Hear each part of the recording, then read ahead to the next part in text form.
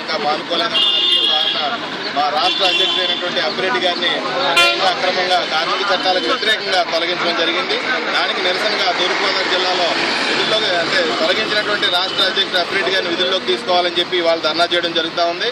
ఇలాగే కనుక ఈఎంఆర్ఐ కనుక కక్షాదింపు చర్యలు ఇంకా కొనసాగిస్తే కనుక ఈఎంఆర్ఐ అంతా తేలాల్సినటువంటి పరిస్థితి వస్తుంది.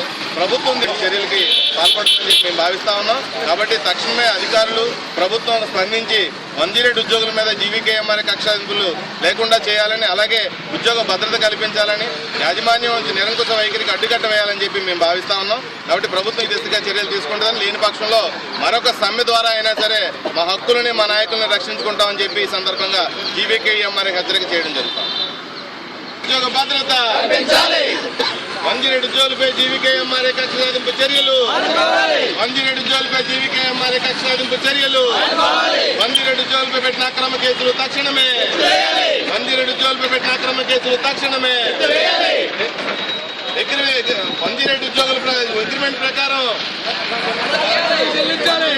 అగ్రిమెంట్ ప్రకారం మంజిరెడ్డి ఉద్యోగులపై జీవీకేఎంఆర్ఐ కక్ష సాధింపు చర్యలు, మంజిరెడ్డి ఉద్యోగులపై జీవీకేఎంఆర్ఐ కక్ష సాధింపు